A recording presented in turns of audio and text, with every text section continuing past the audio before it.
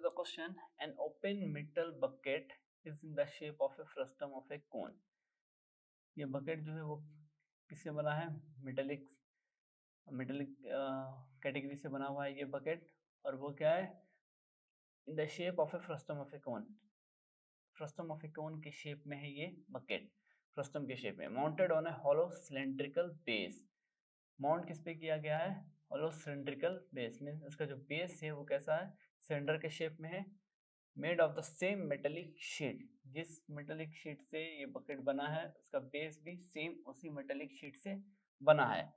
The diameters of the two circular ends of the bucket, जो diameter है दो circular ends ये bucket का, आप देख सकते हो एक बिगर एंड है एक smaller end, are 45 centimetre and 25 centimetre. Means जो बिगर एंड का डायमीटर है वो कितना है? 45 सेंटीमीटर, और स्मॉलर एंड का जो डायमीटर है वो कितना है? 25 centimetre. And that of the total vertical height of the bucket is 40 centimetre, और जो टोटल वर्टिकल हाइट है बकेट का इंक्लूडिंग सिलिंड्रिकल बेस को और कोनिकल बेस को ले करके वो कितना है? 40 centimetre. And that of the cylindrical base is 6 centimetre. Height जो है सिलिंड्रिकल बेस का वो कितना है? 6 सेंटीमीटर। हमें मालूम क्या करना है? Find the area of the metallic sheet used to make the bucket. कितना एरिया मेटेलिक शीट का लगेगा ये बकेट बनाने के लिए? Okay, where we do not take into account the handle of the bucket. ये जो हैंडल है इस बकेट का, इसको हमें नहीं कंसिडर करना है, सिर्फ एरिया उतना ही कंसिडर करना है जितना कि ये बकेट का एरिया है, हैंडल के एरिया को हटा देना है। ठीक। Also find the volume of water the bucket can hold. उसके बाद सेकेंड स्टेप में क्या फाइंड करना है? वॉल्यूम ऑफ वाटर फाइंड करना है जितना कि ये बकेट कंटेन कर सकता है।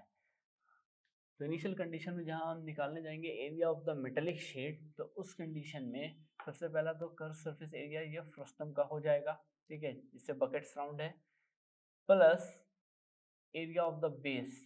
तो बेस अगर आप देखोगे सर्कुलर भी शेप में है, ये कंसिडर होगा, प्लस कर्व सरफेस एरिया ये सिलेंडर का।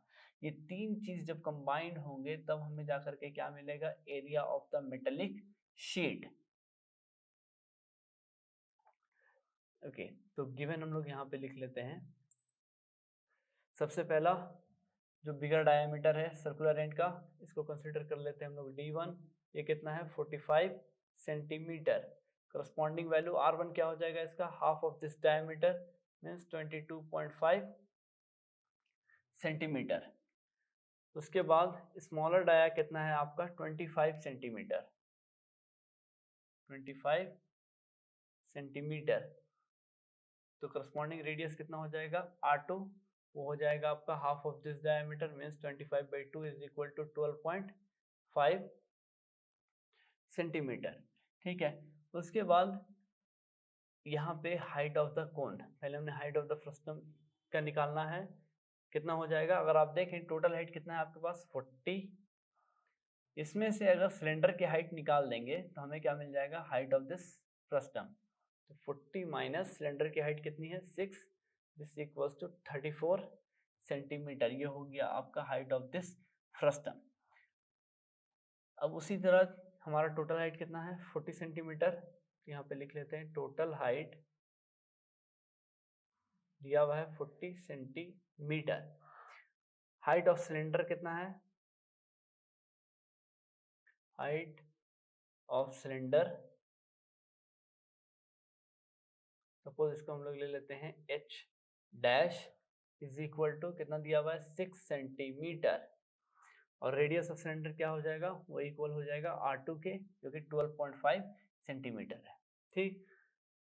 अब यहाँ पे जो पहला हमारा कंडीशन है वो है find the area of the metallic sheet. तो जब एरिया मालूम करने हम लोग जाएंगे तो कर्व सरफेस एरिया हमें सिलेंडर का लगेगा, इसके लिए हमारे पास पैरामीटर्स अवेलेबल है, रेडियस और हाइट। उसके बाद बेस का जो सर्कुलर एरिया है, area of the circular base, वो इंक्लूड है, तो उसके लिए भी हमारे पास रेडियस अवेलेबल है। लेकिन थर्ड वन जो लगेगा वो होगा curve surface area of the frustum. तो जब भी फ्रस्टम का हम लोग कर्व सरफेस एरिया निकालते हैं तो दो रेडियस, एक बिगर एंड का एक स्मॉलर एंड का, और एक स्लैंट हाइट हमें चाहिए ही होता है। तो दो रेडियस तो हमारे पास ऑलरेडी है R1 एंड R2, लेकिन स्लैंट हाइट की वैल्यू हमें मालूम नहीं है। सबसे पहले हम लोग क्या करेंगे, स्लैंट हाइट की वैल्यू कैलकुलेट करेंगे।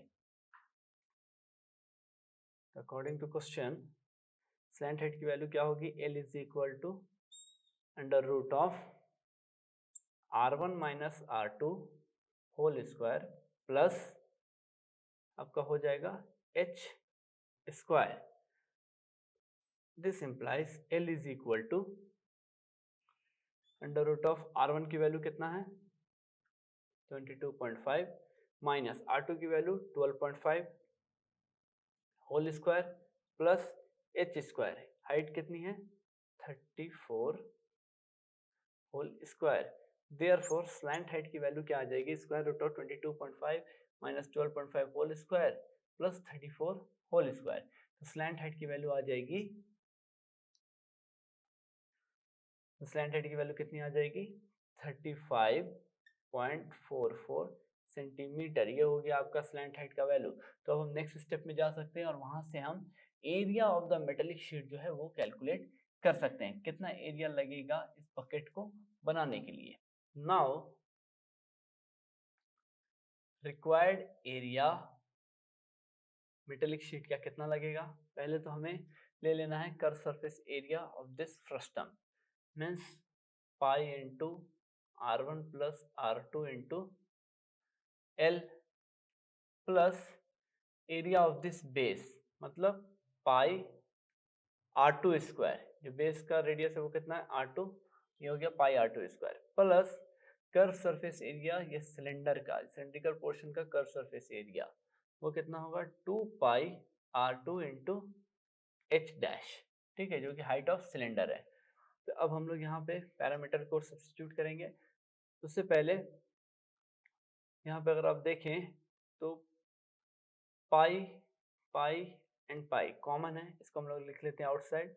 फिर क्या हो जाएगा R1 प्लस R2, यहाँ क्या बचेगा हमारे पास R1 plus R2 into L plus R2 square plus 2 into R2 into H dash. Further हम इसके वैल्यू सब्स्टिट्यूट कर देंगे, पाई की जगह 22/7 मल्टीप्लाइड बाई R1 की वैल्यू कितनी है 22.5 प्लस R2 की वैल्यू कितना है आपका 12.5 इंटू L, जो कि स्लैंट हाइट कितना निकला 35.44 प्लस R2 स्क्वायर, ठीक है। तो R2 स्क्वायर आपका क्या है 12.5, तो ये हो जाएगा 12.5 whole square, correct, plus 2 into R2 की वैल्यू क्या है 12.5 मल्टीप्लाइड बाई H डैश जो है हाइट ऑफ सिलेंडर वो है आपका 6 सेंटीमीटर, सब्स्टिट्यूट कर दिया 6। तो दिस इक्वल टू, अगर ये पैरामीटर्स हम कैलकुलेट करेंगे 22/7 whole into 22.5 plus 12.5 into 35.44 plus 12.5 whole square plus 2 into 12.5 into 6, तो ये क्या मिलेगा हमें area of the metallic sheet मिल जाएगा। कितना टोटल एरिया मेटेलिक शीट का लगेगा ये बकेट बनाने के लिए, तो कितना टोटल एरिया लगेगा मेटेलिक शीट का 4860.9 स्क्वायर सेंटीमीटर। ये टोटल एरिया लगेगा हमें मेटेलिक शीट का इस बकेट को बनाने के लिए।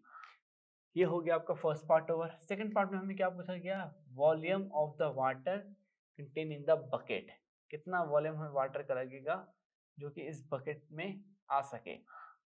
तो जाहिर सी बात है volume of the water in the bucket अगर पूछा जा रहा है हमें, तो डायरेक्टली ये जो बकेट है वो फ्रस्टम के ही शेप में है, तो वॉल्यूम ऑफ वाटर जो होगा वो हो जाएगा आपका volume of the frustum. Then volume of water in the bucket,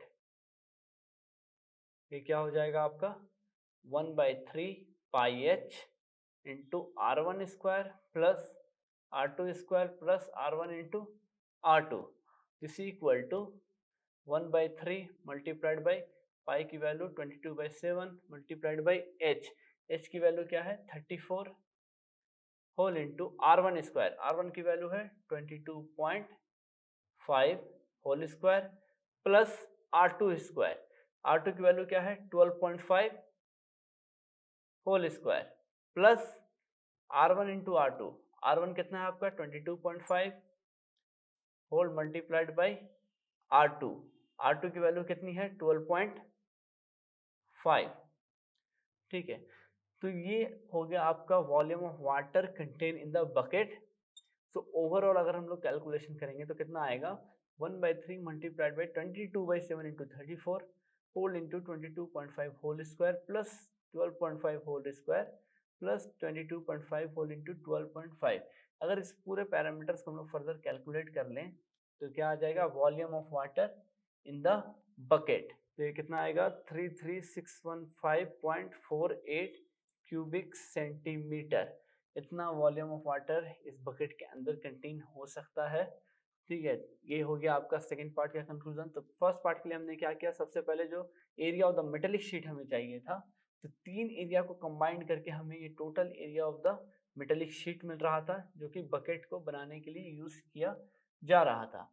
तो उन तीनों एरियाज के लिए हमें सबसे जरूरी था ये स्लैंट हेड मालूम करना। तो हमने स्लैंट हेड की वैल्यू इनिशियल स्टेज में निकाल ली 35.44, वहां से फिर हमने area of the metallic sheet निकाल लिया, तो कितना लगा 4860.9 square centimetre area metallic sheet का हमें चाहिए इस बकेट को बनाने के लिए। उसके बाद हमने क्या निकाला volume of water in the bucket, कितना वॉल्यूम ऑफ वाटर ये बकेट कंटेन कर सकता है। तो ये डायरेक्ट हमने वॉल्यूम ऑफ फ्रस्टम का फॉर्मूला अप्लाई किया, वहां से जो जो पैरामीटर्स थे R1 and R2 and height of the frustum हमने सब को सब्स्टिट्यूट कर दिया, और सब्स्टिट्यूट करने के बाद जो हमारा फाइनल आंसर आया volume of water contain in the bucket, वो आया आपका 33,615.48 क्यूबिक सेंटीमीटर, इतना वॉल्यूम ऑफ वाटर ये बकेट कंटेन कर सकता है।